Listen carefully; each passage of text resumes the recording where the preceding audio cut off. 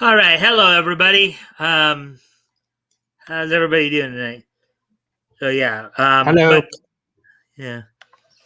So finish what you were just saying, or if you'd rather wait till afterwards, we can do that too. Which part?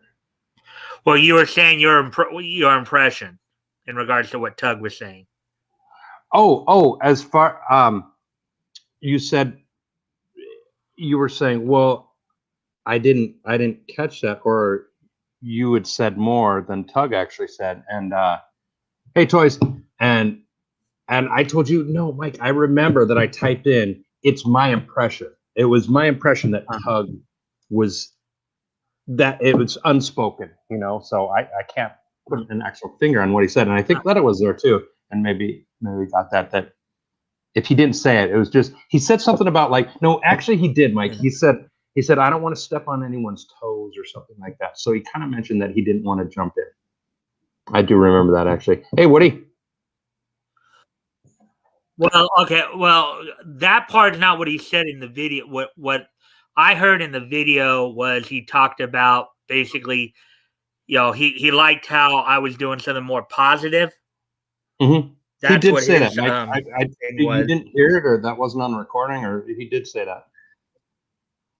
He did say that um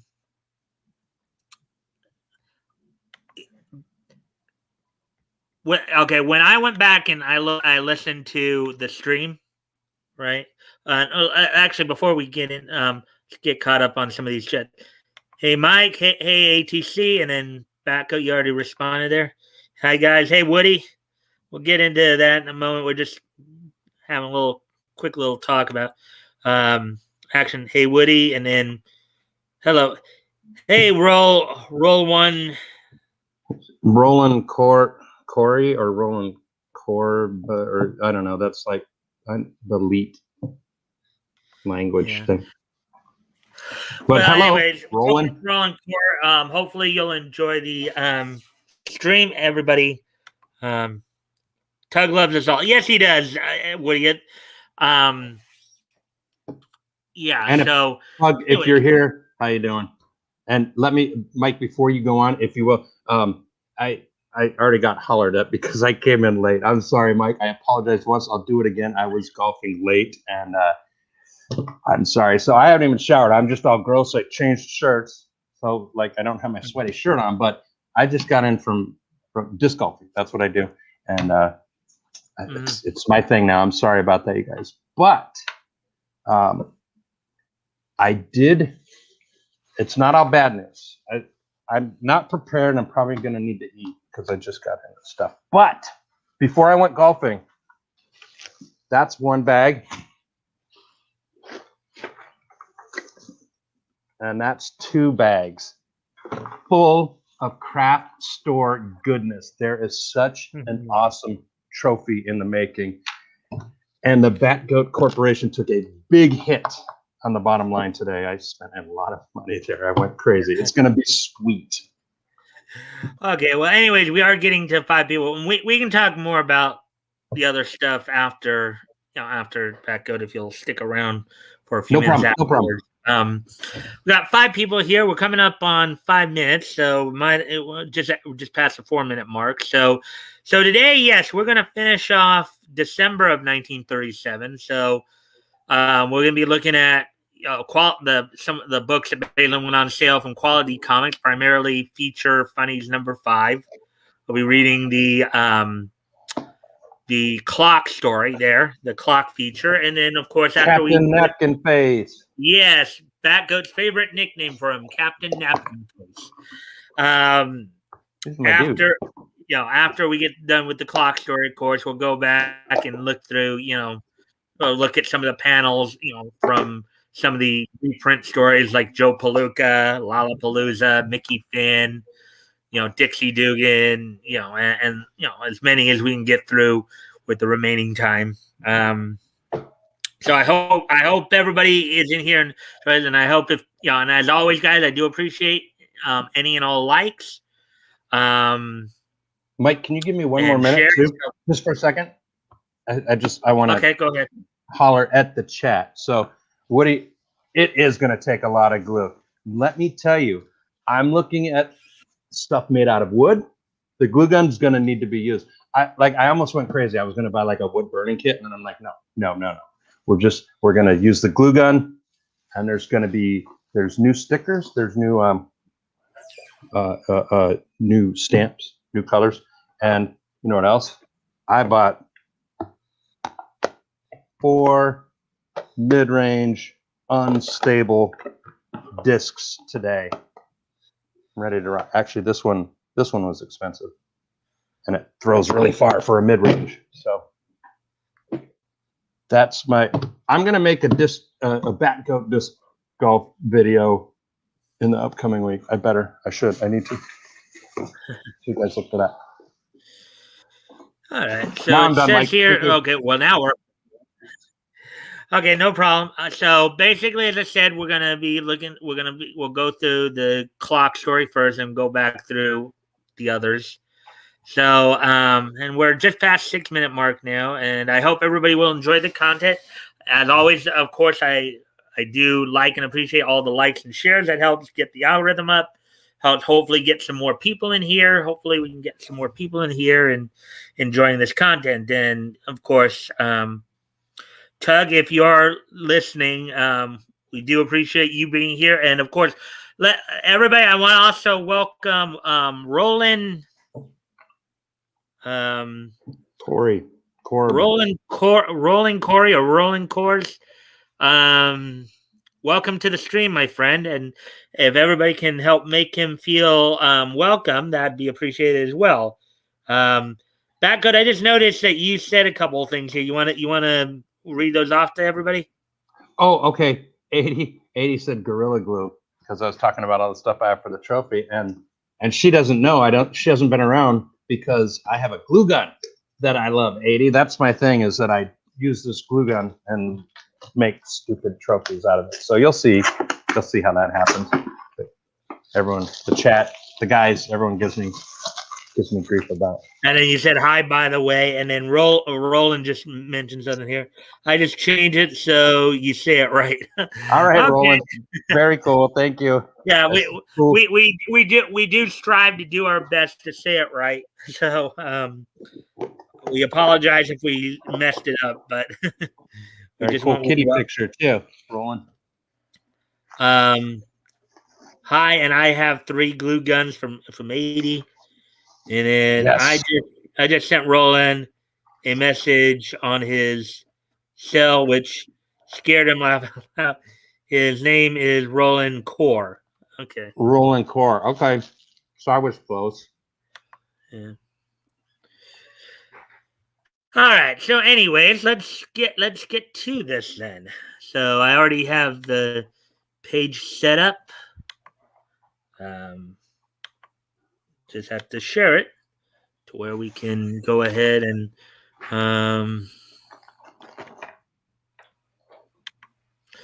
now because of how they format this is what this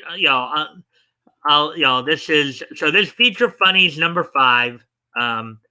Cover date's February. This actually went on. This is a February 1938 cover date, but it went on sale like towards the end of December of 37. That's why we're covering it here in December.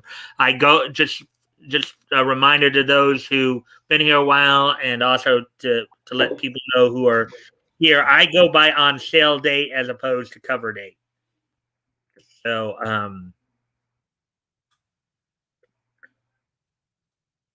it's about time you brought that lawnmower back, George Bungle. You've had it since last June. Why, yes, Fred. And now, can I borrow your snow shovel? So, feature funnies number 5, starring the Bungle family, and also starring Joe Palooka, Jane Arden,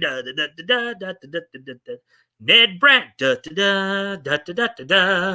Lollapalooza, Da da da da, Toddy, Dixie Dugan, and Mickey Finn. Kind of little intro because of how they format it like that. You notice how they format that Batgoat? How they have the pictures up top. And they have the like one of the they have one character in the on the page, and then and you'll even see it even more. You're lucky, Roland. You'll see it more later when we see more of the issues here. Okay. They'll not only have this up top here, but Mhm. they'll have it down the side as well. Okay. So you'll see that With later. the character as opposed to just writing their names out so you can see them and be a little bit more excited, right? Yeah, I mean, here, okay, so this is George Bungle they're talking about from the Okay. Bungle family feature. Yeah. So, and the clock will eventually be cut on here a lot more as the issues go on. And then you see some of the other characters who are featured, like Joe Palooka, Jane Arden, Ned Brandt, Lala Palooza, and all the characters right there. So, Mhm. so anyways, we'll kind of start going through this, and I'll come back. I'll come back to these other features. We're gonna go through those as time goes on here a bit, but we're gonna get to the as soon as I can get there, of course. The clock. And with this being, with the scan being a little faded here, we're gonna probably probably will increase the font a little bit to make it a little easier to read. Hopefully that will help it out a little bit there. So the clock strikes. And then he wipes his nose with his napkin. A complete story by G.O.E. Britton. Now, I think it's short for George, by the way. Okay. So, the annual meeting of the Gown and Gavel of the Gown and Gavel, a fraternity formed by a select few of the class of 07 from Wordham Law School, is in session. Oh, so I'm guessing 907. So, or 1907. So 1907 from 37. It's like 30 years prior, basically.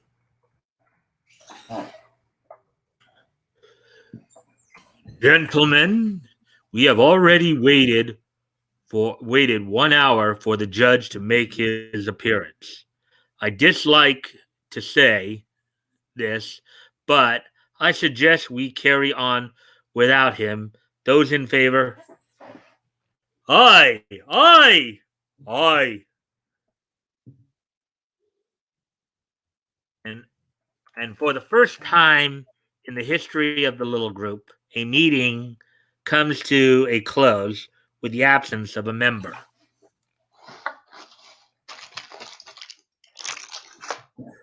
And now, fellow members, if there is nothing further to discuss, we will stand as one and renew our pledge.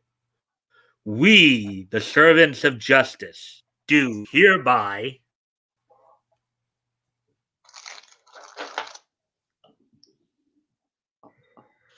instead of the usual gay banter that follows these meetings, a single topic makes up the conversation. Now, of course, just a reminder to everybody: the word "gay" here has a completely different meaning than it does in today's vernacular. What? Of course, we all know "gay" as meaning a homosexual male. In I today's, thought they were totally hitting up the Pride Month thing. That's way up. Sorry. Yeah. Okay. That makes sense. this was first off, I don't think Pride Month was even a thing back in '37. Second off, Probably wasn't. Second off, as I said, this has a totally different meaning. It means happy. Yes, absolutely. Yep. It was used quite a bit at that time frame. When I see older movies, especially on Mystery Science Theater, other people watch that. They say in the 40s and stuff, in the sci-fi, they're like, "Hey, the gay nightlife." That means like a dude is saying like he wants to go out and pick up chicks. Like really Mhm. did not mean what it means now. Right. It just goes to show you how things change over time, right? It's like Hmm. even word usage. And I apologize for saying pickup chicks. I meant to say broads or dames. No, I'm kidding. I meant to say women. I shouldn't have said that at all. Anyways, so here we go. I don't understand it. He never missed a meeting before. Let's see. He's probably wrapped up in that murder case that comes up Monday.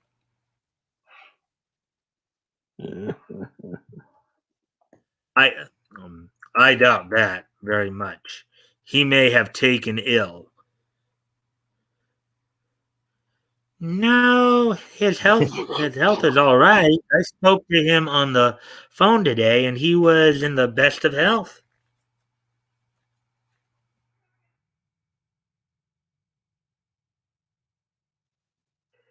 Um, did he say he'd be with us this evening? Yes, he did.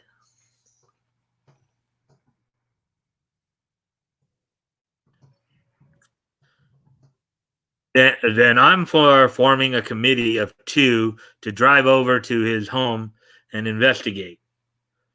Wait, someone is coming down the hall.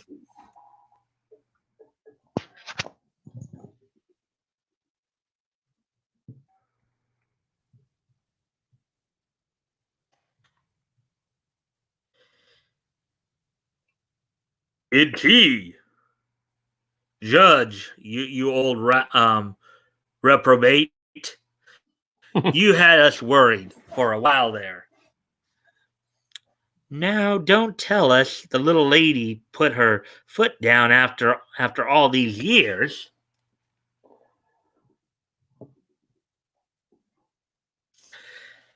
And the Honorable Justin Wright, known as the city's most honest and upright judge, makes a belated entrance into the little club room. Upright was, again, another word that was used a lot more back then than it is now. Basically, honest and upright, basically honest and, forthright is another way of putting it, or, somebody somebody who would be considered uncorruptible is what upright Hmm. would mean. So, um, fellow members, I apologize for my tardiness, but something has turned up that has upset me very much.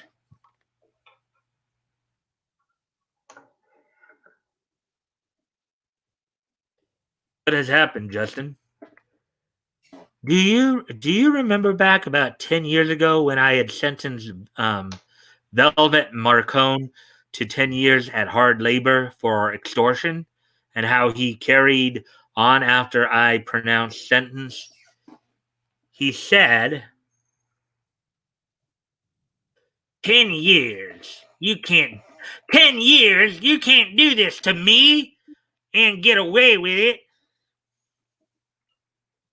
It seems to be doing all right. And I'm only sorry the law does not permit me to give you a longer sentence.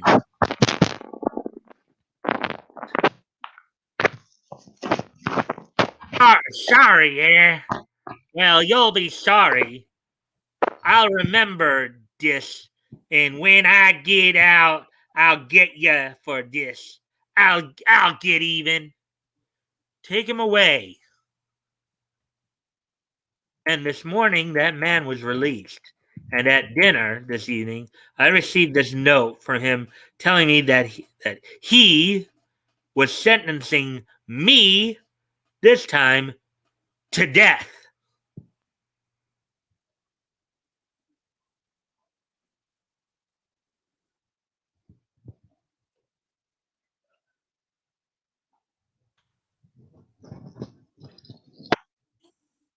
Have you notified the police? Yes, and since his release, he's dropped out of sight completely.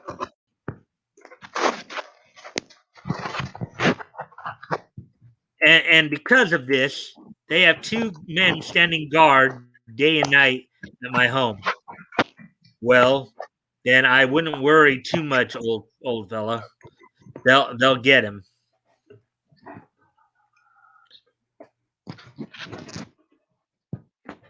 Hmm.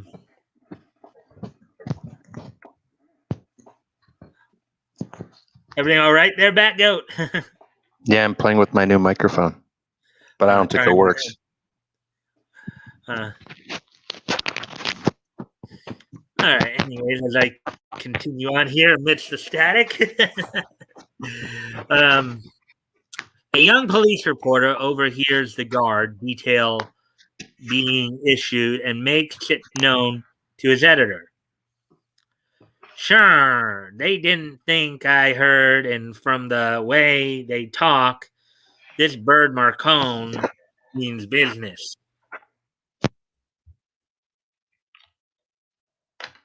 And the news spreads like wildfire. Wuxtree!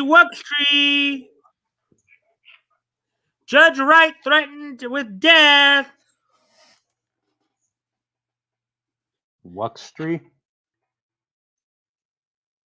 Was that supposed to say extra, but the kid probably Yeah. couldn't say it that Well, way. they used to yell like extra, read all about it by saying Wuxtree. Let us now enter the sanctuary of the city's public defender, number 1, the clock.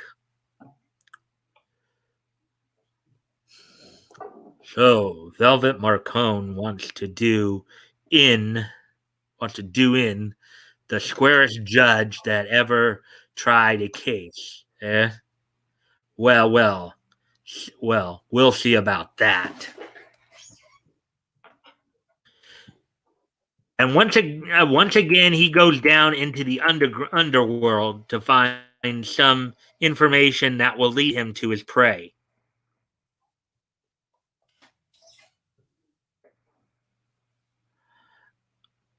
I ain't seen him in months, Snowy.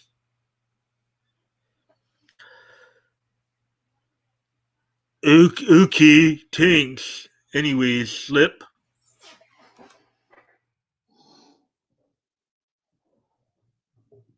Four days later, we find the clock still hunting without success.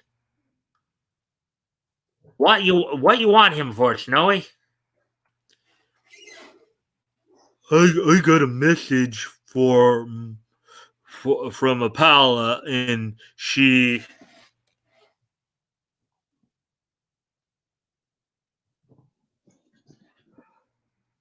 I've combed the city and haven't found a single trace of Marcone. If there was only some way I could bring him out of hiding, I've got him. I've got it.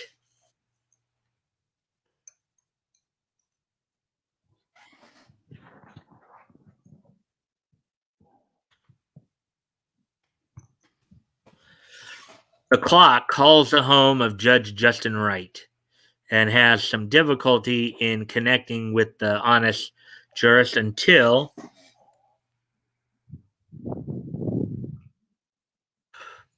then tell him that one of his fellow members of the Gown and Gavel wishes to speak to him. Oh, I'm sorry, sir. Very well, sir.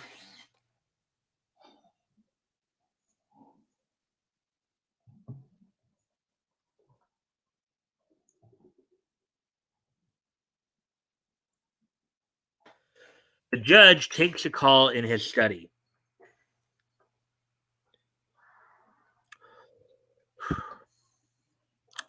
What do you mean? What do you mean by using that ruse to bring me to the phone? Who are you? It's a ruse, man, a ruse. A ruse, of course, is a falsehood, basically, a pretense.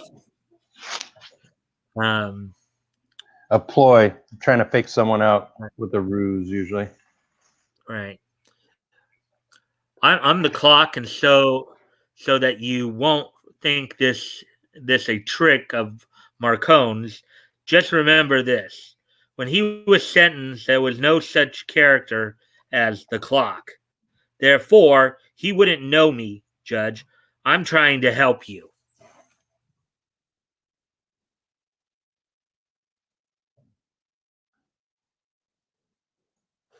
You know as well as I that Velvet Marcone should be behind the bars again, because his threat to you proves that he does not intend to go straight, and therefore must be captured and sent away. It all sounds very interesting. But how do you expect to find him? If you read the papers, you must know how completely he has escaped the dragnet set for him. I understand that, and I've hit on a plan.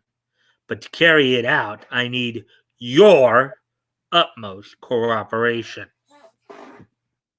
Cooperation.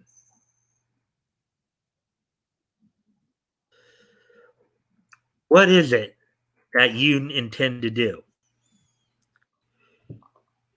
Use you as bait. What? And no, we're not talking about Stone Cold Steve Austin here. I don't get that. Okay, so in the early 2000s in the WWE, there was a little stint that Stone Cold Steve Austin started, in which anytime he'd say something, he'd get the crowd chanting, "What? What? What? What?" Okay. I didn't know that. Okay. That's funny. That's good. Yeah. Anyway, yes, you are to give out to the press the story that you have come to the conclusion that Marcone's threat was a bluff and that you have called off the police guard and you are going to your country place alone for a few days to rest up. Would you care to risk your life to aid the public rid itself of this crook, Judge Wright? Now, the thing is here, okay, from a police procedural standpoint, this might be considered entrapment, but this is also like 20 years before Miranda. Miranda was a case in Arizona where I'm sure many of you have heard the term Miranda rights, like the police reading you have to read your Miranda rights.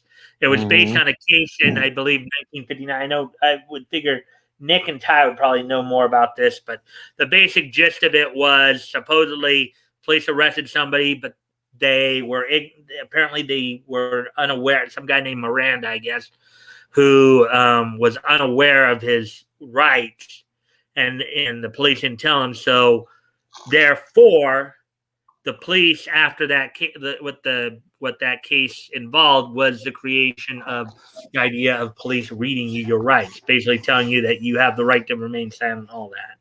So that's is still dependent on what exactly the crime is and what's happened. If just a regular street cop sees you committing a crime, you ain't getting no Miranda rights. They're going to arrest you, and that's it. I went to law enforcement school, Mike. I know this. Okay. Well, I would just again the point I was making here. This was at a time long before that case. I was talking more about the case there and what generally came out of that case. Yeah, I get what you're saying. You make a good point. If you're not red-handed, then yeah, Miranda does you no good. It's only when you're suspected of Correct. Yeah. Thank you for the clarification. Yeah. So like entrapment, as far as like entrapment stuff, I don't know exactly when we started seeing that in the court. So that's kind of a good question. Yeah. 80. What, 80 said something of interest? Yeah, her last comment. All right, well, let's see what she has to say here. I've been arrested many times. I can repeat them in my sleep. Yeah. Yeah, anybody who's been arrested multiple times, or anybody who's watched any like police procedural show like Law and Order or Dragnet or Adam 12 or anything like that, probably could repeat the Miranda rights. But anyways, back to the story here. Why? Yes, I'll do it.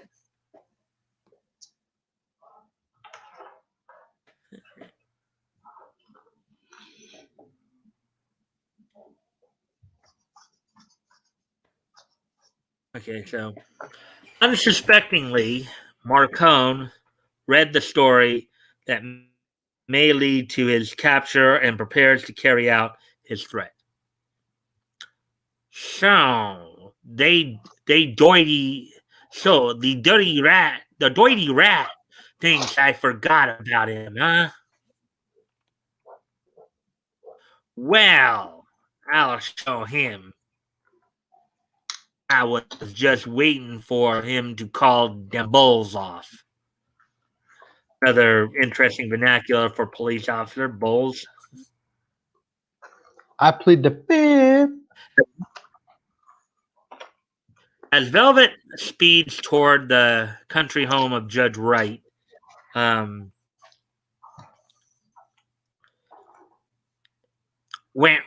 I get done pumping that punk full of lead, the scales of justice will be lopsided for once. Ha ha ha ha ha ha ha.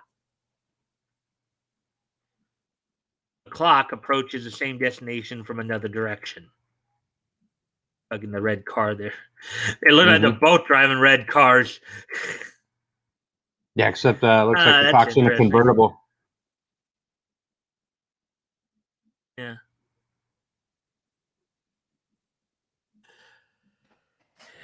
Let's see. The clock has already reached the home of Judge Wright and is standing guard when Velvet approaches from the wooded section off to the side.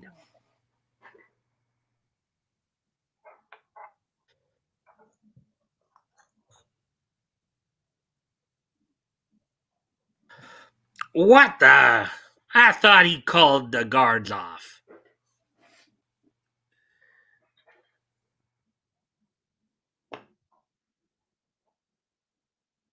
Because of his long imprisonment, Velvet does not recognize the clock as an enemy, but thinks he is one of his own kind and creeps closer.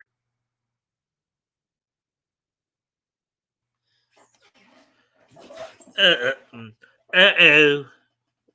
One of them society crooks. Well, his job can wait. So, what do you think he thinks the clock is doing, Batgoat? Based on that little thing you just said there, what do you think he's doing? What do you think? Okay, what do you think Velvet thinks the clock is doing?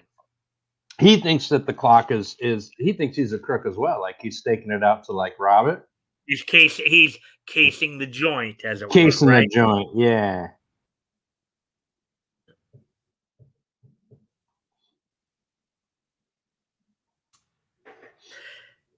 That'll hold you for a while, pal. Crack! Now, Batgoat, a little interesting tidbit. Well, you probably saw this before. This is actually a Did I just What's echo that? there? Mm-mm. Did I echo there? Sound like I echoed for some reason, but anyways, this is a common theme in the clock stories. He a number of times will get hit in the back of the head with the butt of a gun.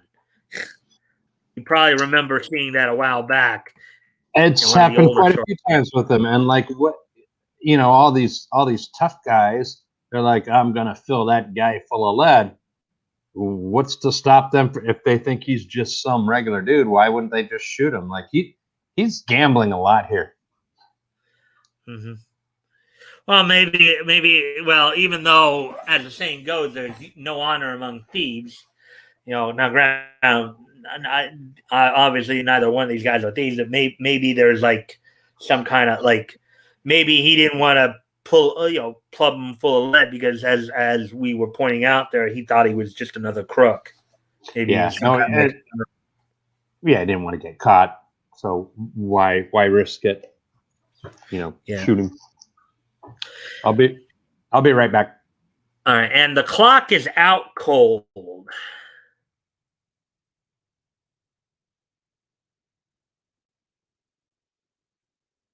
The Batgoat took Batgoat left us for a few minutes, I guess. For a minute or so.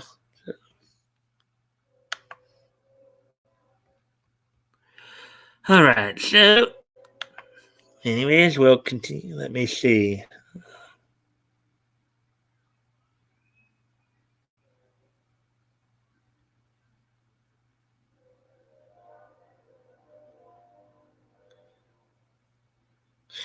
All right. So, anyways, as we continue on with the story here, let's see. And now move on to the sound. Marcone makes his way to a lighted window. That's him, all right.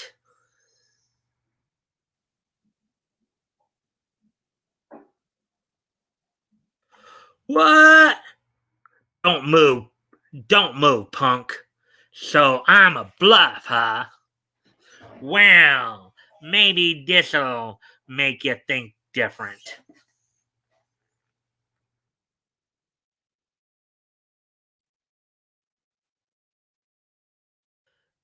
Velvet Marcone, you! So, you remember me, eh? Well, I didn't forget you. And what you're gonna get now has been in me crop for 10 long years. But it'll be worth it to see ya drop full of lead.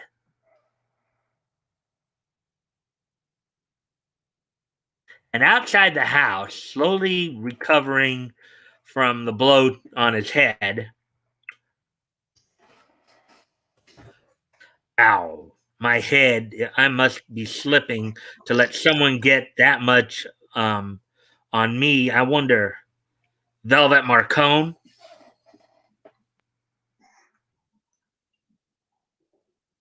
Are you back there, Batgoat? Mm-hmm. All right. I heard some rustling, so I figured that was probably the case. Let's see.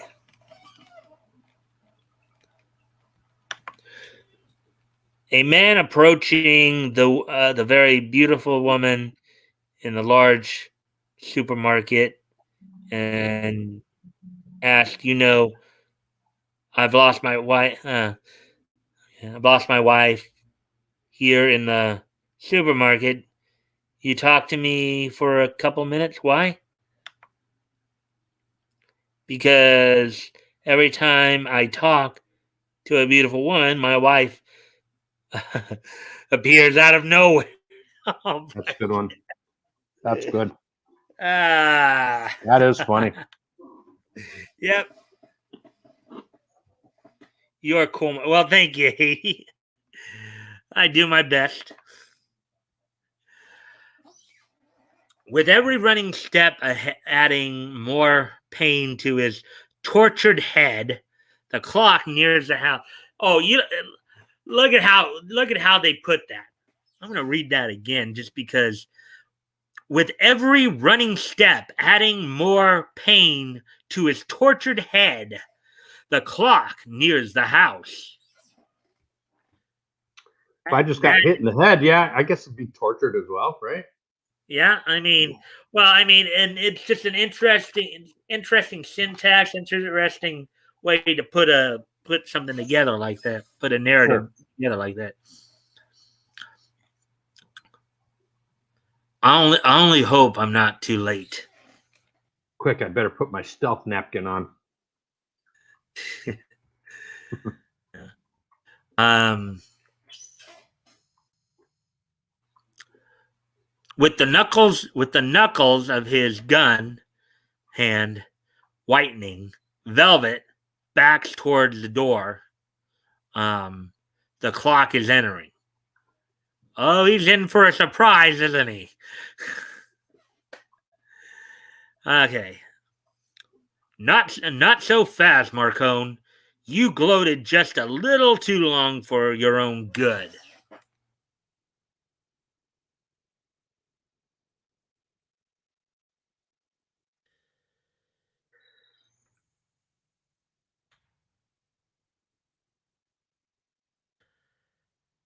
How does it feel to fight when the odds are even, Marcone? Come on, put up your hand.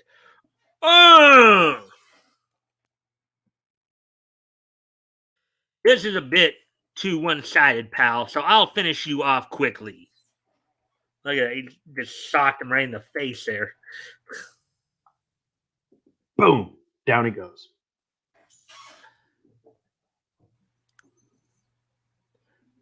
That's funny. You fellows usually go down long before this. Oh, yes. Nice sock, Mr. Clock.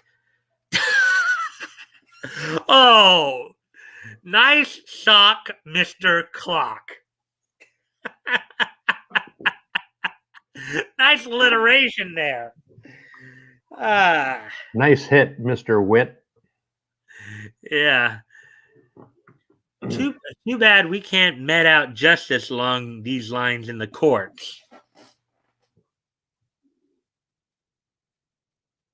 Could you imagine Chief Justice John Roberts trying to do that to Trump or something like that? That'd be funny.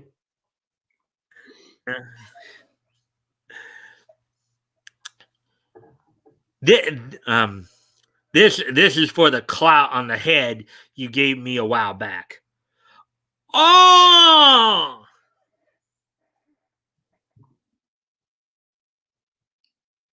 With Marcone safely bound, the clock and Judge Wright face each other for the first time.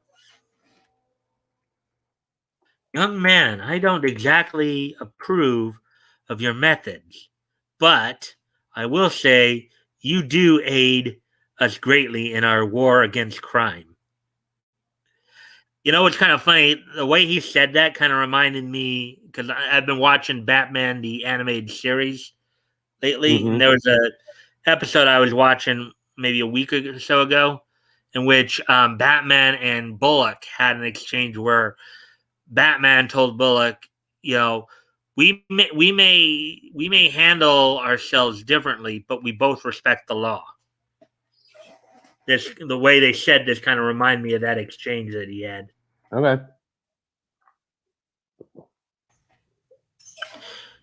Thank you, Judge Wright. But there is a small charge for my service tonight. What? Why you're no different than any other thief, you scoundrel.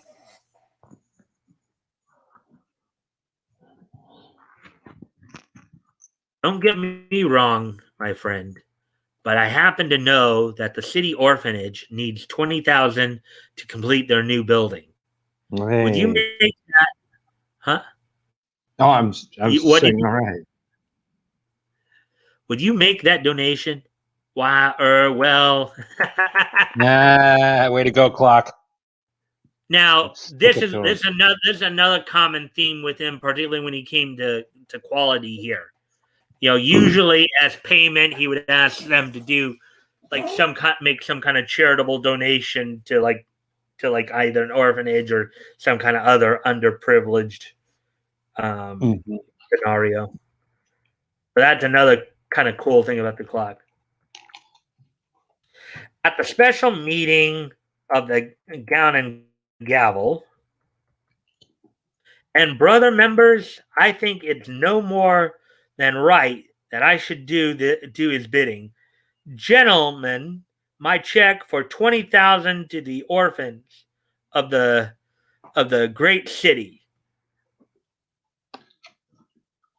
So another adventure of the, as it says at the bottom here, another adventure of the clock in the March issue, on sale February 2nd. As I told you, this book that we're reading right now went on sale like towards the end of December of 37. So the next book comes out in early February. Because the book before that, number 4 came out in early December. So we got to the clocks right now. So we'll go back I thought to he was going to tell the the judge very to. first page here. Thought he was going to tell the judge to buy him 1,000 shares of Bounty paper tissue products. Scott paper products. They make napkins. Yeah. Yeah, I remember that. Oh boy, did I blow that one. That was bad. Boo. Yeah. So let's see what these guys. Let's see. Yeah. So it looks like 80 and Toys are having an interesting conversation there.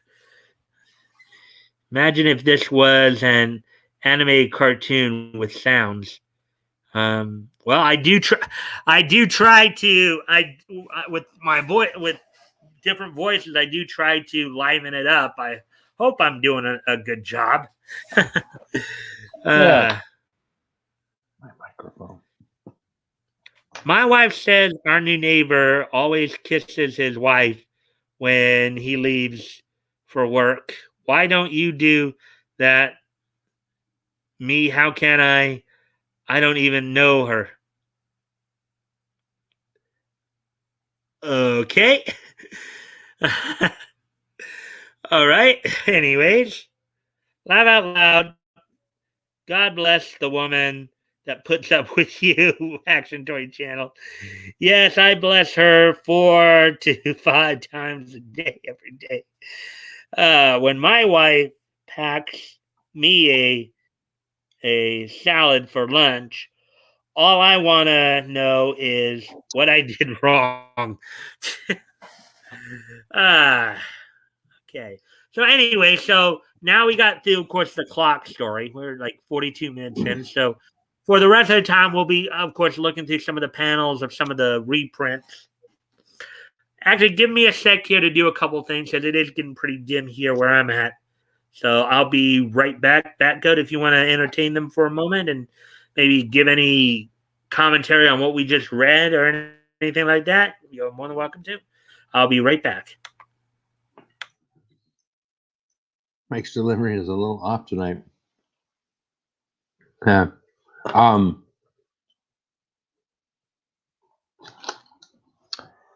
Well, like I was saying before, wouldn't it have been funny if he said, buy me a truck full of Bounty paper towels so I can just be rocking my sweet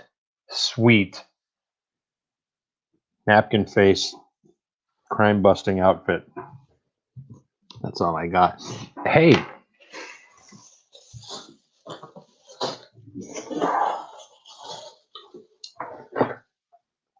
This was on sale, so I had to buy it. A lot of stuff on sale. I'm beginning to think that maybe my place that I like, my craft store, Michael's, might be hurting. They got a lot of stuff on sale because there's the Hobby Town USA, the Hobby Lobby. Is that what it's called? I think they're doing what this does, but probably bigger and better. But it's like a Walmart thing. So I'm gonna stick with the people that have been around forever and that I've known forever.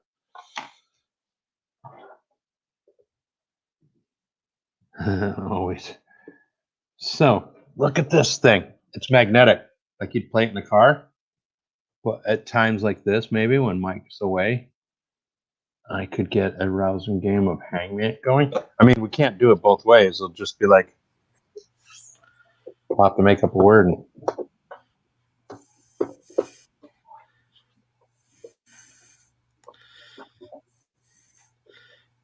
I'm good, Mike. All right. I just want to give you a chance to finish your thought or whatever. or whatever you're doing. Do you need to finish, or can I go on? Go for it. Go for it. All right. So now that we, of course, got through the clock, the drama story, now we'll go ahead and go through and look at some panels of see what some of our other friends here are doing. So Fisher's history of boxing. In 1924, Braddock's brother Joe fought in a prelim at Grantwood, New Jersey. Jim was there, and when a fighter, so Jim Braddock, I guess was a famous boxer back then, is Fisher's history of boxing. When a fighter failed to show up, Jim took his place.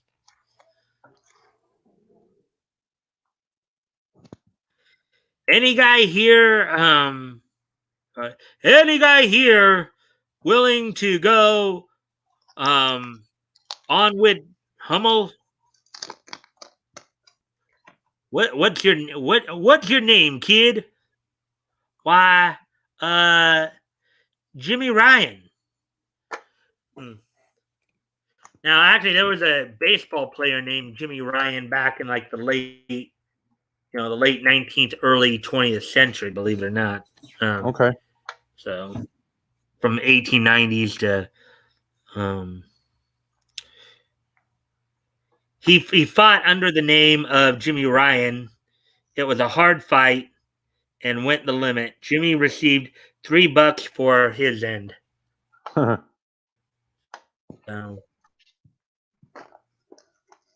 Does it say? Was it Yeah, that Joe year? Palooka. Let's see what Joe and Nobby are up to here. No, it was back in 1924, so that would have been like 13 years before this. And he got $3 for it? Yeah. In 1924. What, you doing the inflation calculation?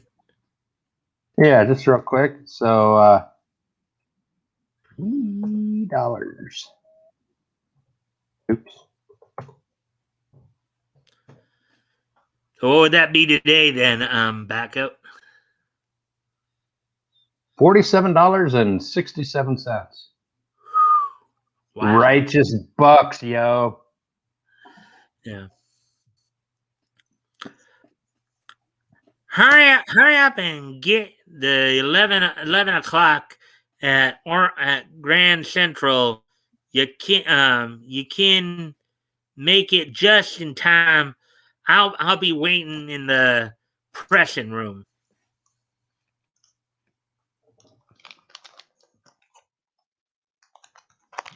I want a ticket for Portland. Which Portland? Portland, Maine, or Portland, Oregon? Oh, gee, he didn't say. I guess I better throw up a coin. Interesting. Gross. Yeah, depending on what you mean by throw up. But I think in this case, what he actually meant was with his hand, not from his gut.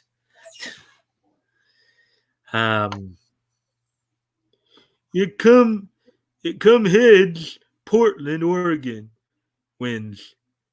So he must have meant that. And look at the ticket sell right there. He's like, "Geez, what are you doing, kid?"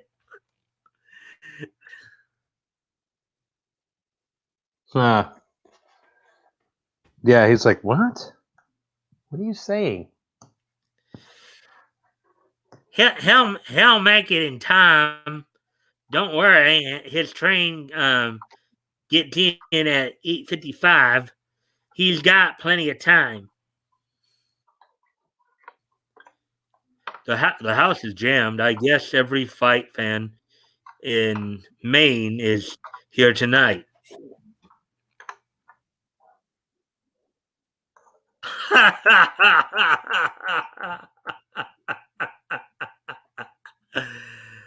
Okay, so Joe's going to Portland, Oregon, but the fight's in Portland, Maine, I guess. Nah. Oops. Main bout coming up in 5 minutes.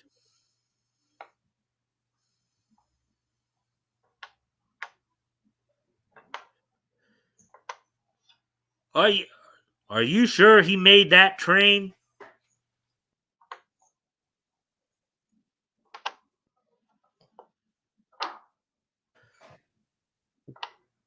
When, right. When do we get to Portland? 3 days. 3 days about 9 o'clock on Saturday night.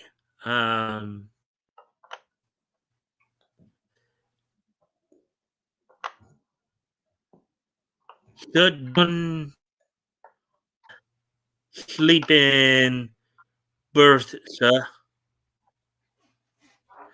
Oh,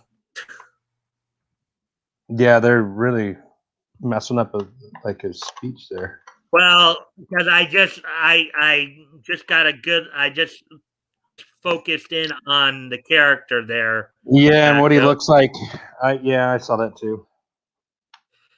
Again, this was just the time. Yeah, yeah. We just let's They just they deal with it. This doesn't mean that we're racist or anything. This is just time that was going on then, you know. So just let's deal with it as best we can here. Tick, tick, tick. I ain't got that much. I only got $1.50 left out of my car fare. You're gonna be tired sitting up all the way, sir.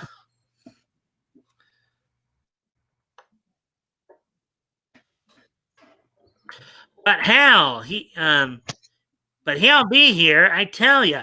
Just wait a couple minutes more.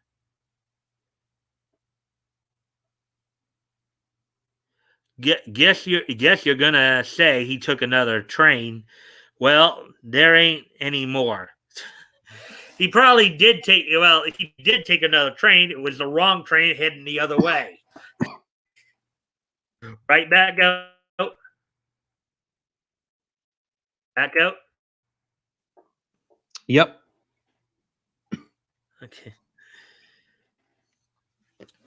Them people are waiting 2 hours. I'm gonna return their money and make you stand my loss. Holy smokes! Wait a minute. Make an announcement. We've been gypped. Tell them they get their money back. Okay, but okay. Nice trick that bum pulled. Eat our next. I'll take 10 cents worth of peanuts, some of them candy bars, and got anything which lasts a long time.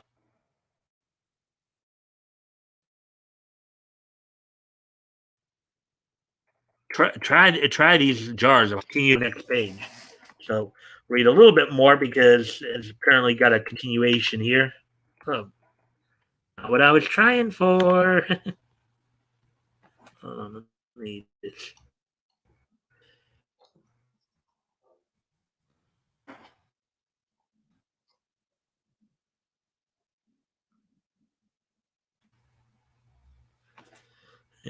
Yeah, we read that. Okay. And then another.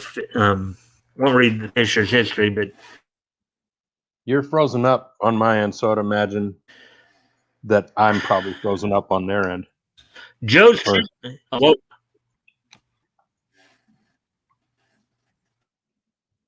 You're completely frozen, so I would imagine that what they're seeing is me frozen right now.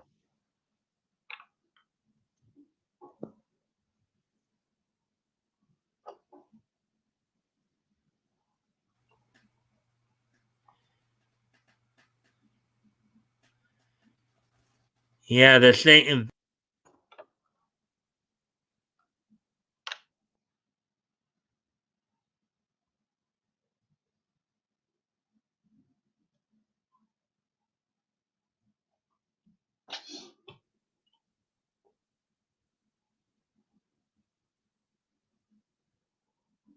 Woody says he can see us both unfrozen. It looks like Mike just went ahead and jumped out of the stream, and I imagine he'll try to come back in.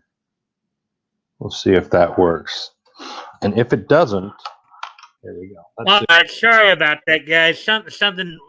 I think it was StreamYards there that kind of went screwy for a moment. You can hear me right back? Yeah. I can hear you, but you're still frozen. Oh, come on. Choppy, but Toys said I'm good.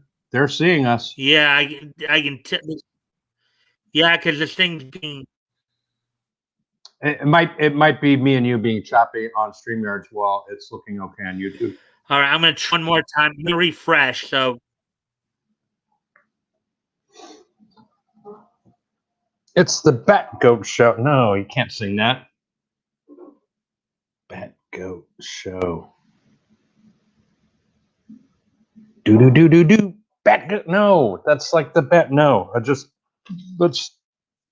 you gotta be. There's no song for the Batgoat Show right now.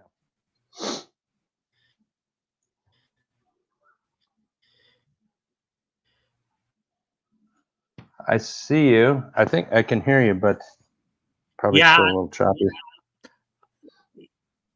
Yeah, because because I don't know if you see this up top here. Well, you probably might see the count and the time there. Yeah. There's a little thing here that says connection is unstable that I see.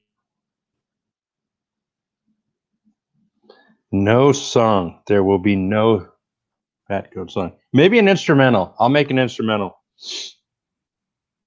With those. All right,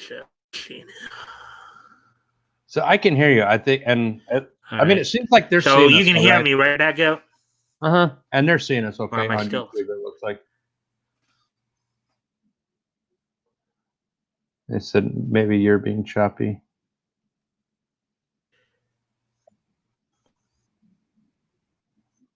Yeah, I know. It's like apparently the signal keeps kind of going out here from StreamYards, and I think.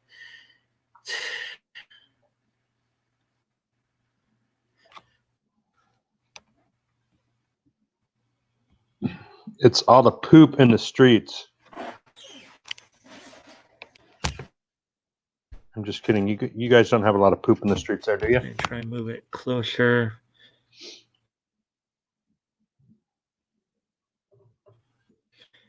Give camera for Mike. But it's not. Can you still hear me? Or yeah, it looks like you're frozen. I can hear you. GIF camera. Mike needs a hidden cutout. A Biden cutout behind him. Toys. Okay, yeah, because connection is unstable for some reason. No, it's Biden. Yeah, Biden's trying to silence you, man. You kind of at times are sounding a little choppy though, but the thing is, like, I've refreshed it already a couple of times.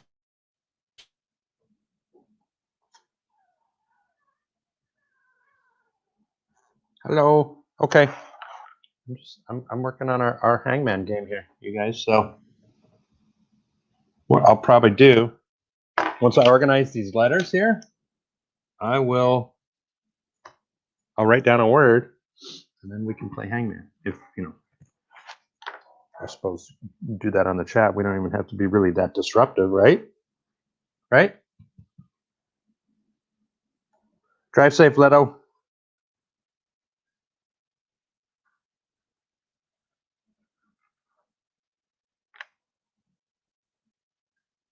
This thing was normally $8 or $9. Got it for $3. There was a lot of 70% off and cap, like the caps.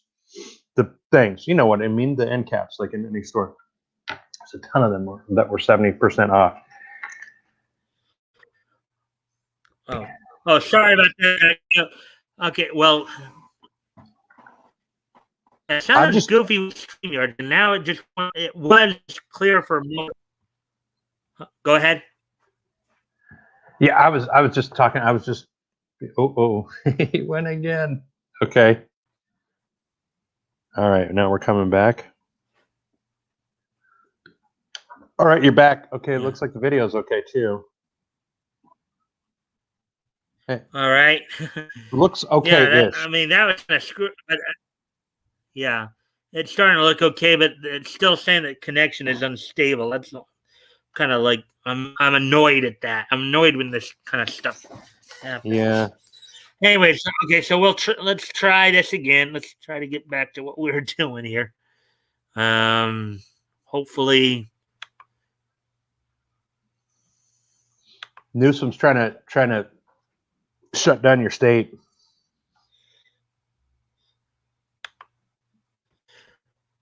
I think this is more of a StreamYard. It doesn't seem to be happening much on. Okay, now I'm refreshing YouTube. And there we go.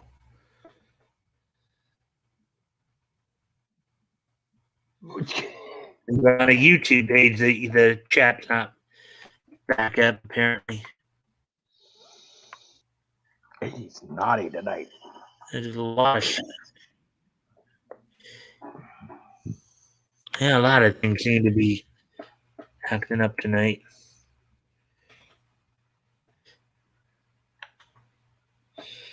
Anyways, okay, so getting back to this, would appear that everything's now kind of clear, hopefully cleared up now. Yeah, I'm not. Oh, well, it's saying it's fairly good now, so looks good. Looks fine. Not choppy. Rock on. All right. All right. Joe's trip to Portland, Oregon continues. Let's see. Hello. Hello.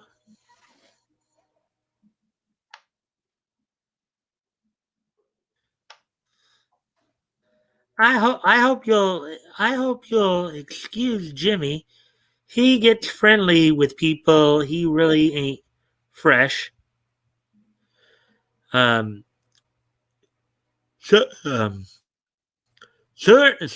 certainly can I give the child some candy? Children. What? Candy. Don't take candy. What, Stranger Batgoat? danger. Stranger danger. With the candy.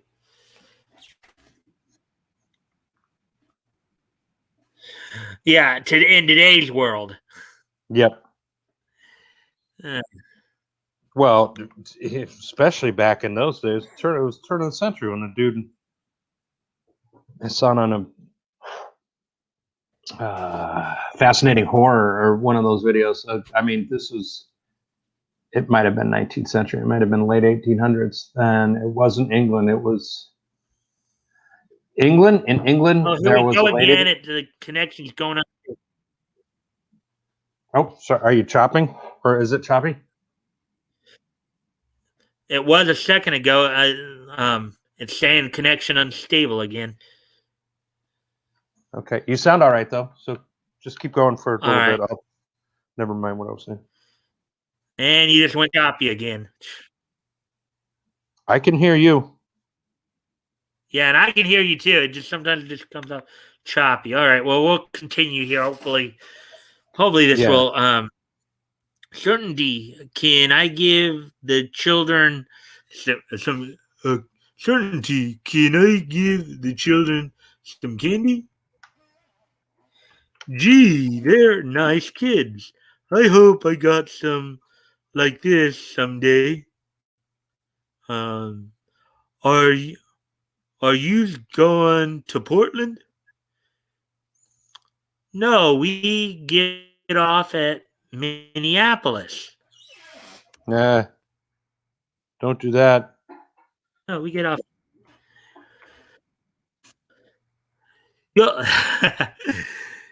You'll, you'll pay every cent I lost and what I would have made in profit.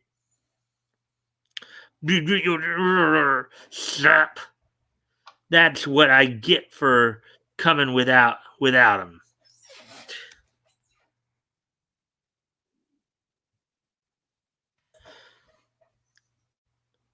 Hello, hello, and hello,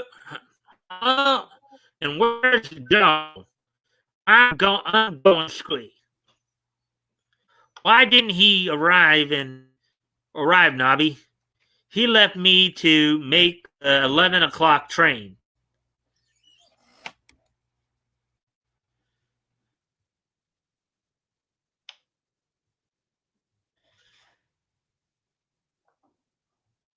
No, there ain't no sign. There ain't no sign of the sap. He cost me a fortune. I'm so worried. Where can he be? Okay, so that's not Nobby right there. I guess it's somebody else. I think maybe.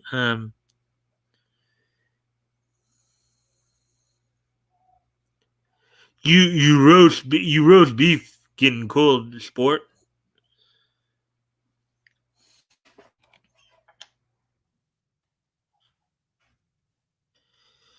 Honestly, ain't you got no births, Mrs. Uh, Bilge Muscle? No, I couldn't afford that. We're sitting up all the way. Tish tish, tish tish, tish tish. I'll fix my coat for them, and I got some boxing stuff in my valise too. Valise. You want to explain to everybody what a valise is, Batgoat? Valise is an old way of saying suitcase. I would think a few people have heard of that one, but maybe not. I think it's French in origin, I believe. Please, sir, don't be putting yourself out.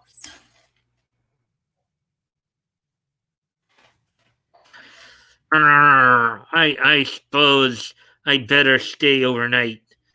That sap'll probably arrive at midnight.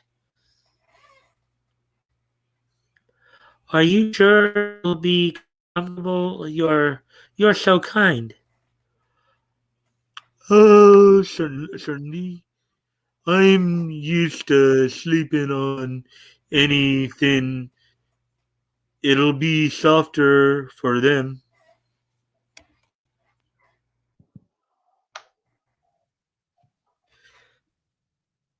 Bless his heart. Look at that. He's got the kids all sleeping in his lap there. Continue to Yeah, the it next does. page. So in this case, we may not just be able to get away with just reading one panel because at least here it apparently seems that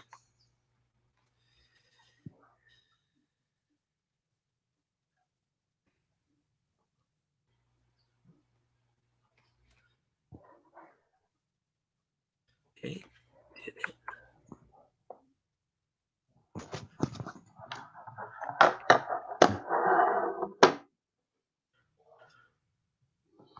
Hmm?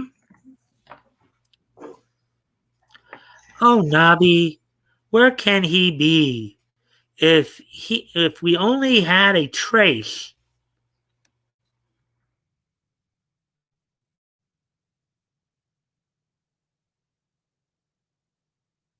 Nine, 10, yawn.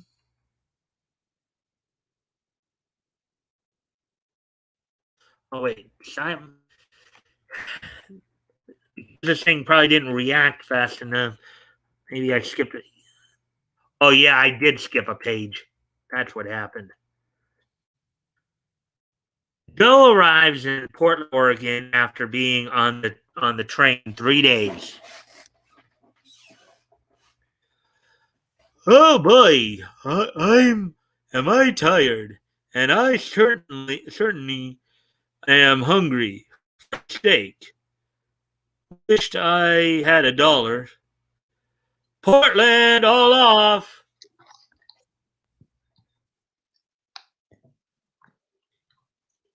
Even, even if I had money, I suppose Nubby would want me to eat before the fight.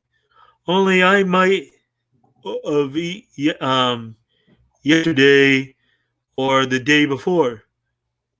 I Who's mean, if toys? I could oh, he's leaving. Who's heading out? Toys left. Oh, he's heading out. Yeah. Yeah, probably. I guess I Yeah, can't blame him since the stream's going wacky tonight. Yeah. All right, well, see you later, ATC. I'll see you on Monday, I guess, hopefully. Let's see. I mean, if I could have bought a steak if I had money. Please, kindly tell me where the Fight Club is at, if you please. Down 3 blocks. You better hurry if you want to see the main event. Ain't gonna be no main event without him. Hello, where's Nobby? Am I late? I certainly had a long ride. So he was actually closer to Portland, Maine. My gosh, it's Joe Palooka. Why, I thought Nobby's in New York. Tish, he must have missed the train. He told me to come. Well, I'm ready to fight. That's what he told me to do. No kidding. Quick, get in your duds.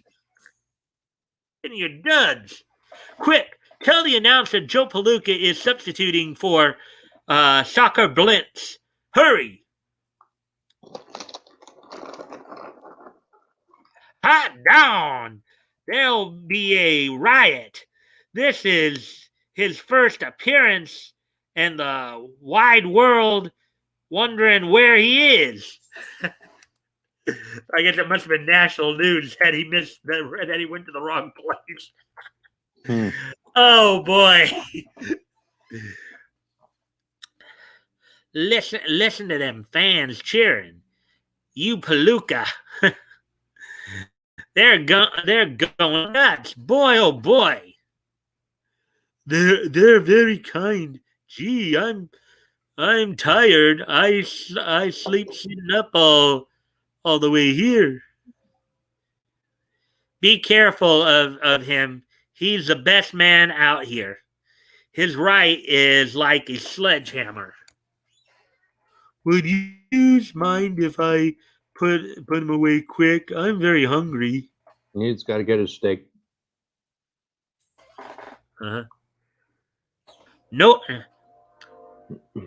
word at all? Not a word, old man. I'm sorry.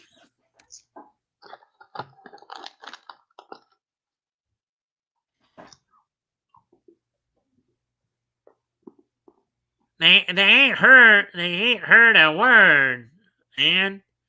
Oh, Nobby. Go to it, Joe. I guess I'm echoing. Yeah. All right. Bong.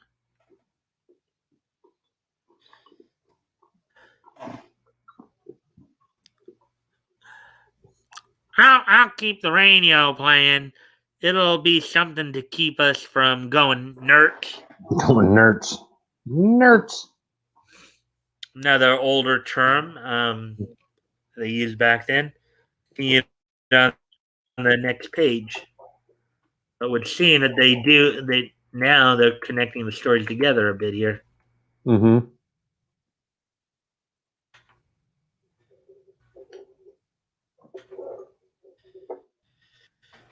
What is it? Ah, now I see what was going on there. Huh? Oh, Nobby, where can he be? Um, if we only had a trace. Smack! 9, 10, yawn.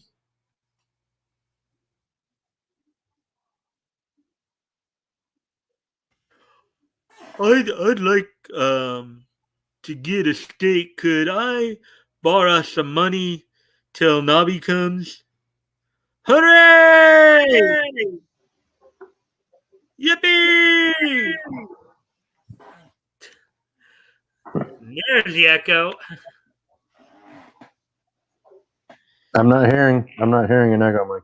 I hear it. It comes in every couple of times, I guess. You don't have headphones though, so you're hearing that automatically because it's going through your computer. You're hearing YouTube, and then Well, no, because I have YouTube muted. I have the YouTube Okay. screen muted. So Okay. Yeah, that's right.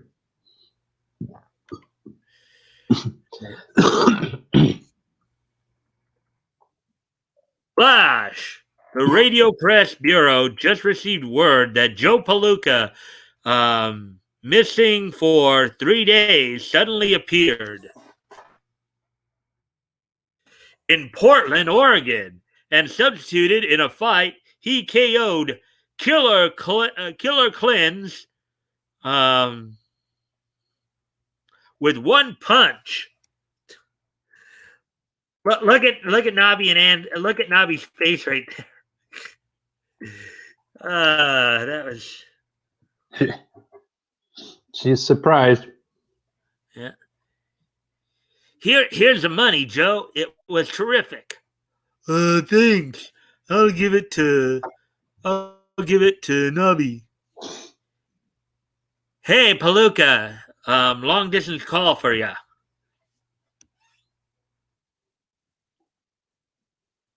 Where was you, Nobby? You told me to meet you in Portland. Portland, Maine, you sap. Grab a plane and get back here quick. Give me $10 worth of steak. Gotta make a plane in a hurry. Okay. Keyed you. Wonderful. I read about you. Okay.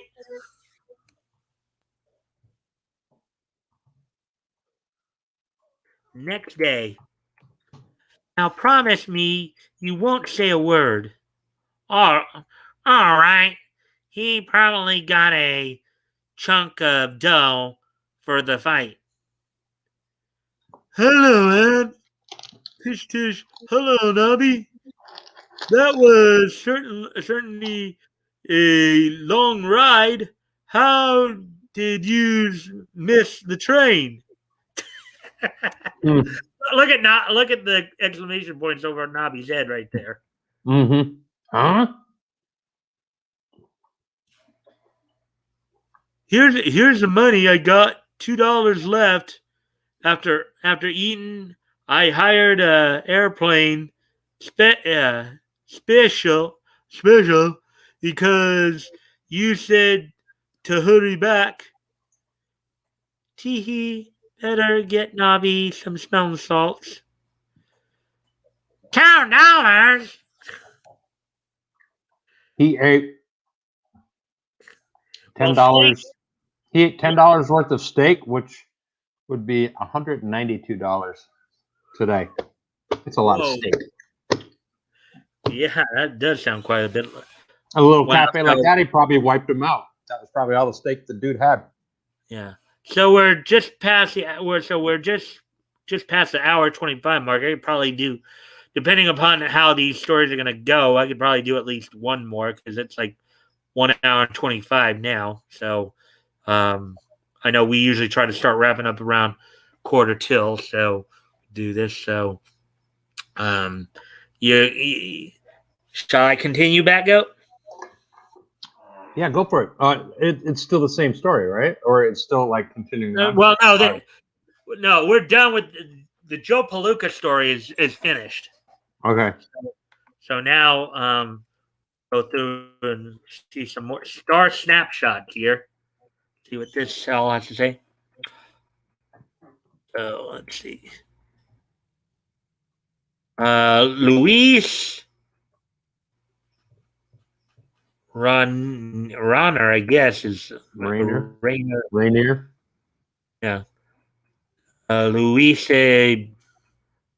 Okay, so let's. Okay. Louise Rayner. Although today Miss Louise Rayner lives in a beautiful home, there were many nights prior to her success when she had to cook all her meals on a little stove in her room in a humble attic. So I guess they're telling a story of an actress from back in those days. Let's see.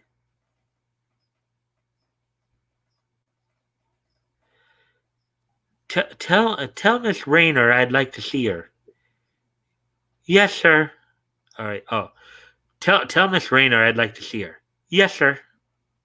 One day after she had begun her career in the theater, Max Reinhardt saw her in a play. At once he offered the lady with the most beautiful eyes in Europe a contract, which she accepted. So I guess she was a European-based actress. Okay. Star snapshot here. Arriving in Hollywood in 1935, Miss Rayner took the town by storm. She was given the lead role opposite William Powell in The Escapade without knowing a word of English. Oh. In 1936, she was married to Clifford Odets, one of the film colony's ablest writers. And in 1937, with only 2 pictures to her credit, she was given the Academy Award for Performance of the Year. So, Luis Rain. So, she might be of, I guess, of Spanish descent. I'm guessing. The name of Luis. So, short snapshot. So, here's Ned Brandt. That's actually let's. This one. This one. Ned Brandt's kind of one of those all athlete tapes. I know we said, but Off the Record by Ed Reed. Let's see what this one is about. It's the 3rd time he's been out for a drink of water.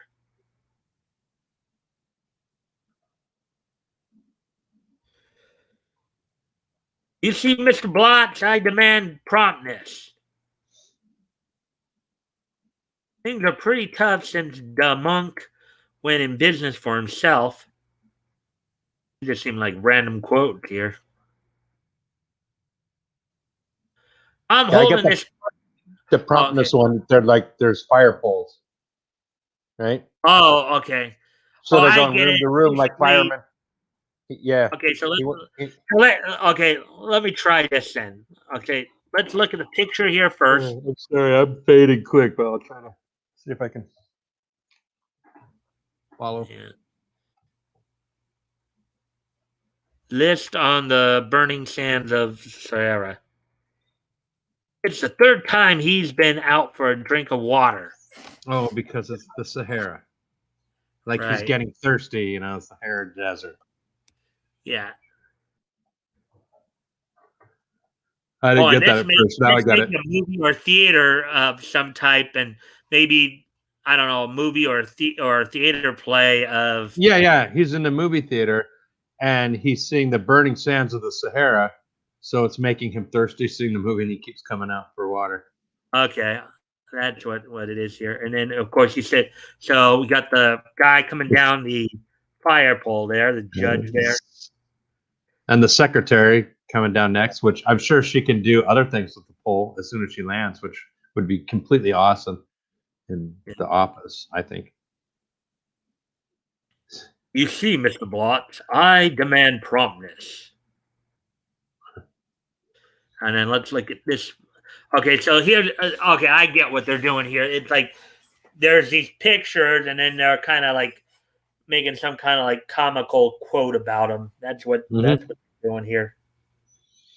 You got these people all. You've got the one guy. You got the monkey grinder music. They're going.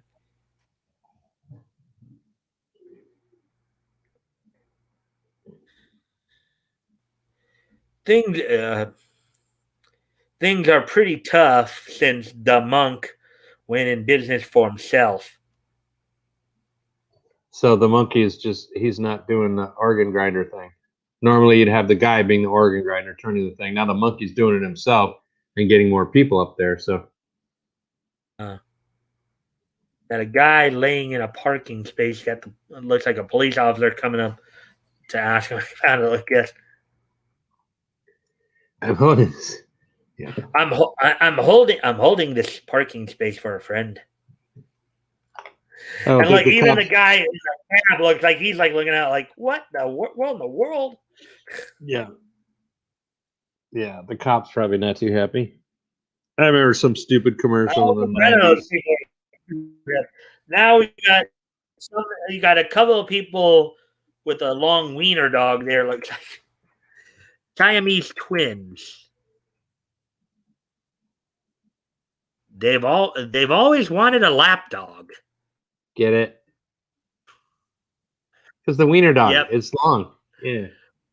Yeah, wiener dog across the lap. Yeah. Good one, Batgoat. I think I know what you're talking about, Leto.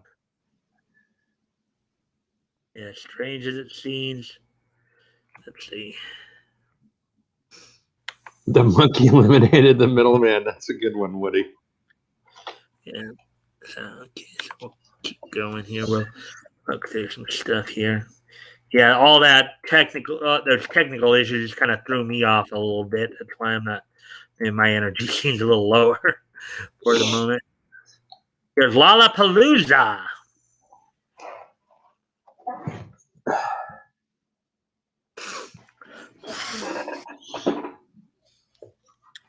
Oh, yes. My mother inherited all the lands of the Duke of Witch Hazel.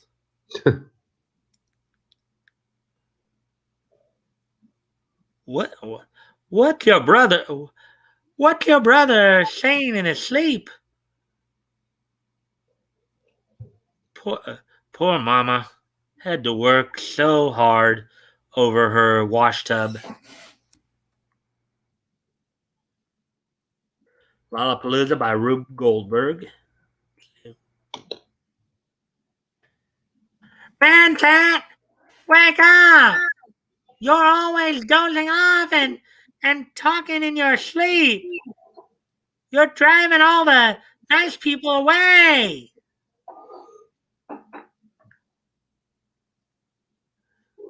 I'll see a quarter and raise you a dime.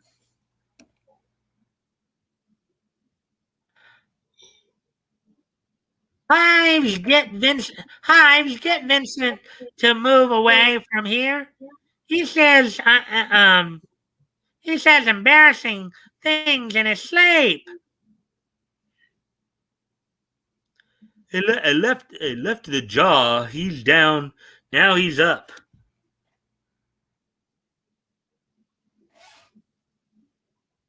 Well, if it ain't Molly Schmidt. I ain't seen you in 20 years. How's Lena? Ain't you heard? Little Lena is Mademoiselle Mademoiselle Seymour, the great movie actress.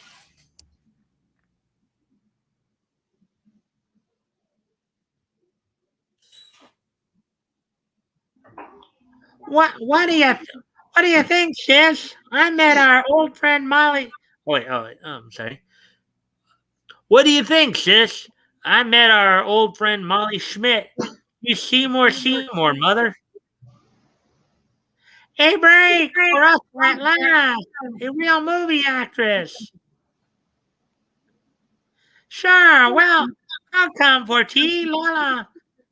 But nobody must know Seymour is here for a complete rest.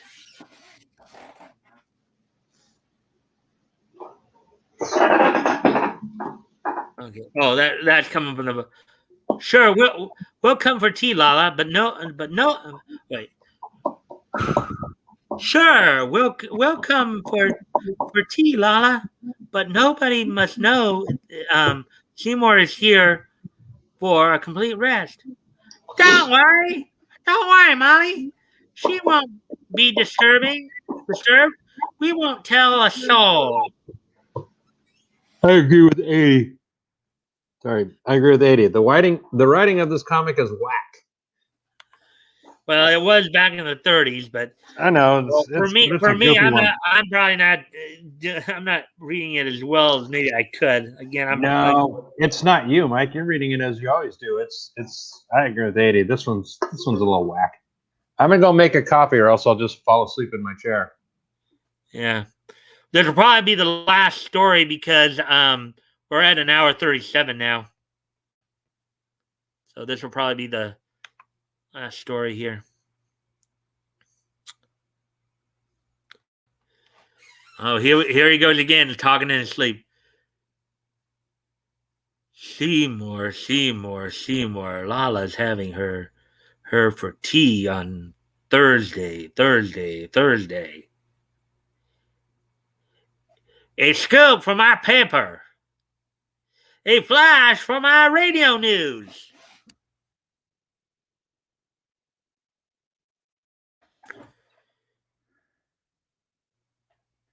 Seymour to have tea with Lollapalooza on Thursday. Oh boy. I see where Seymour is gonna visit Lollapalooza Thursday. Gee. All right. I see where Seymour is gonna visit Lollapalooza Thursday. Gee. Seymour is gonna be at Lollapalooza on Thursday. Flash! Seymour will pay a secret visit to Lollapalooza on Thursday. Not so secret, unfortunately, now.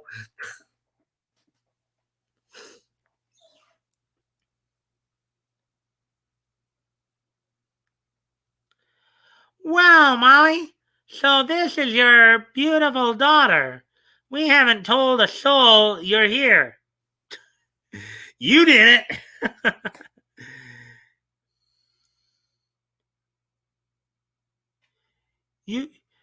You saved Seymour's life. Crowds have put her nerves on the blink.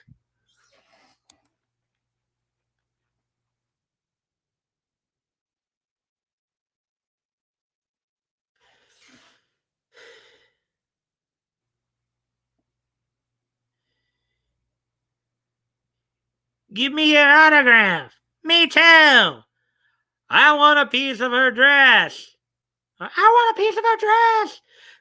Grab one of her shoes. Snatch a lock of her hair. Oh, mother, save me. Lala snitched. Rip, crash, smash, scream.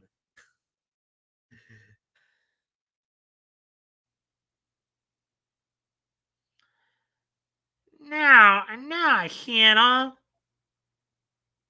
Seymour, mumble. Thursday, mumble. Tea. There we go. see now. And is Batgoat back yet? No, he's not back yet. Hour 40. Maybe I'll try one more. Well, this one ended up being a one page at a time.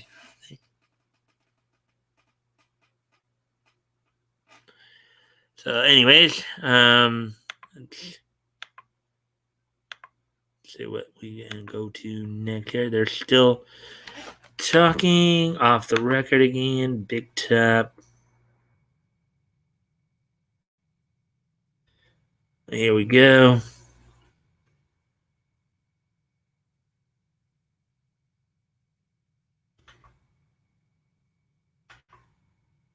It seems. Bungle family. I'll just show you guys the rest of the pages here because I think we're running a little low on time here.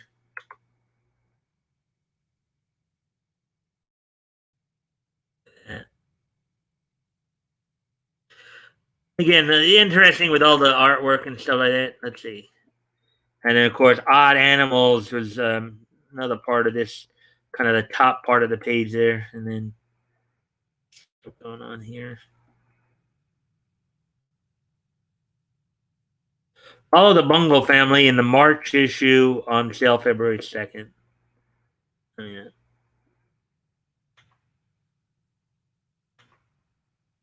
We already read the clock story, so yeah. So I think we're gonna just go ahead and wrap this up. Batgoat, you there? Yep. All right, so we're at hour 42. I know it's gonna be a little early there, but I think we got through at least some of it.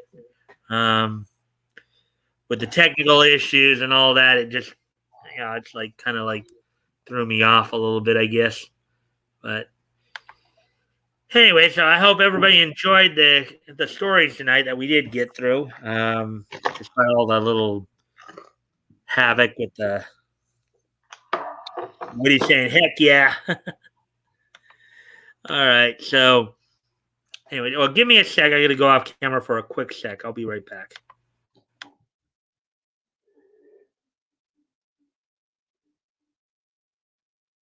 I'm sorry.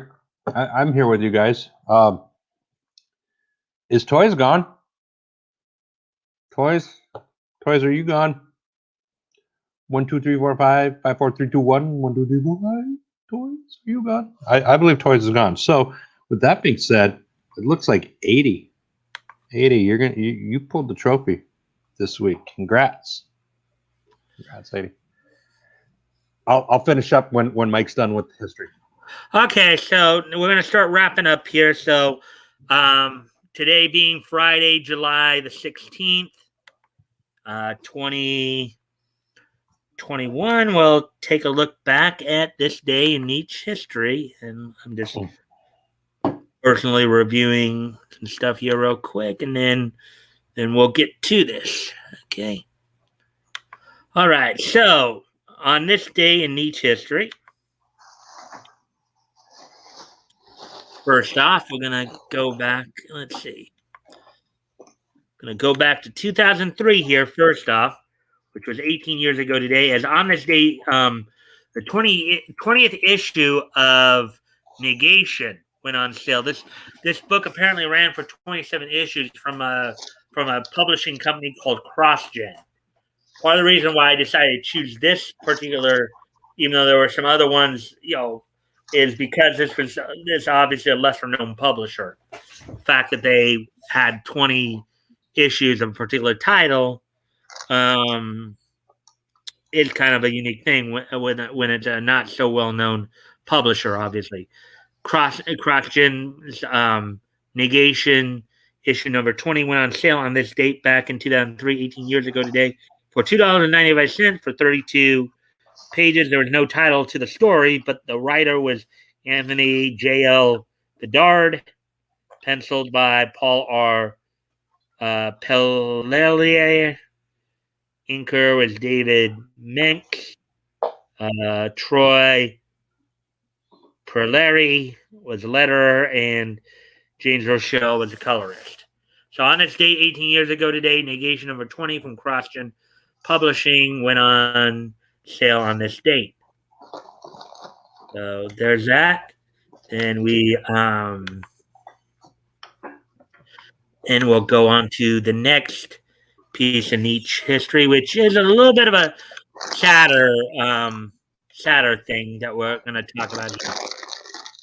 On this date, back in 2006, which was 15 years ago today, the patriarch of the Orton family, Bob Orton Sr., passed away at the age of 76, I believe. 76 years old. Bob Orton Sr., of course, was the father of Cowboy Bob Orton Jr. Everybody probably remembers him from his time in the WWE. He's also the father of Barry Orton, who was a enhancement talent for the WWE in the 80s, known as Barry O. And he's also the grandfather, of course, of current WWE superstar Randy Orton. So on this date, 15 years ago today, Bob Orton Sr. passed away at the age of 76 after suffering a series of heart attacks. So R.I.P. to Bob Sr. there, who was, of course, a star throughout the southern part of the United States and in the St. Louis area in particular. All right, and moving on to the next thing here. Iced coffee is good. Yeah. On this date in 2011, the French-Canadian animated series Radakai,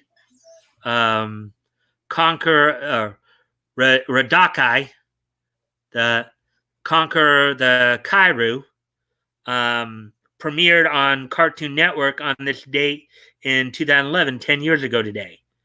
On this date, 10 years ago today on Cartoon Network, Radakai, Conquer the Kairu, premiered on Cartoon Network here in the States. And we, the first time in a while we've had this scenario. 2011 is just so nice.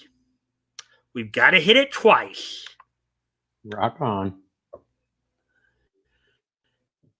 As also on this date in 2011, there were a few anime movies on this date in 2011.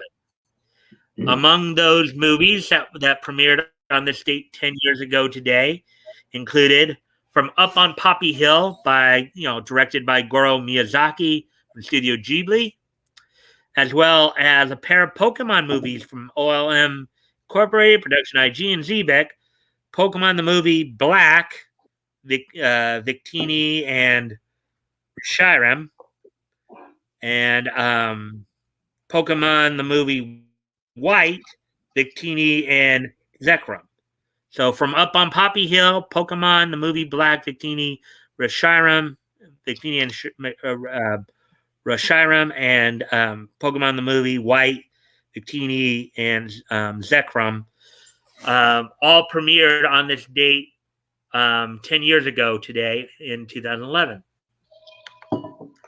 All right, so before we head out, as we're wrapping up here, let's see. Let's first off catch these last comments here. Let's see, congrats, 80. Okay. Oh wait. Oh yeah. I put toys away. Oh yeah. I guess I'm winning the Lulz trophy. All right, I'm ready to hear about it.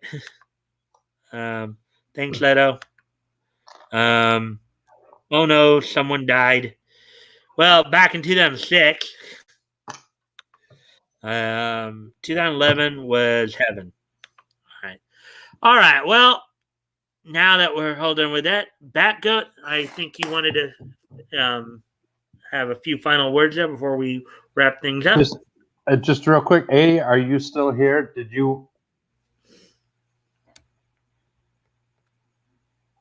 you want, since you won, I have these 2 bags of stuff here. My crafting stuff. If you're still here. About 10 minutes ago. Well, thanks, Roland. We're almost done.